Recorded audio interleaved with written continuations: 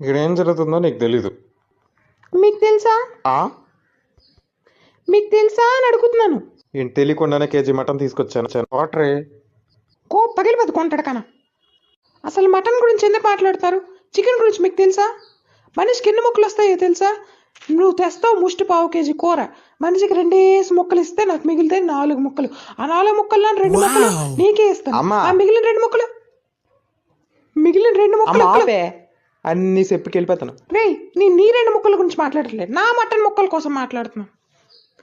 మిగిలిన 2 ముక్కలు కూడా నువ్వే తినేస్తావు. రాత్రి కూర్చొని తెస్తాడు ముష్టి పావు కేజీ కూర. ఆపే నాయన, చికెన్ ముక్కలు నేనే తినేసాను, ఆ మటన్ ముక్కలు నేనే చేశాను. హ్యాపీయా? రసిద్దు ఆగ్రా. నేను 2 ముక్కలు తినేసాను అని తను అంటుంది, నువ్వు తిన్నావని నువ్వు అంటున్నావు. అసలు 2 చికెన్ ముక్కలు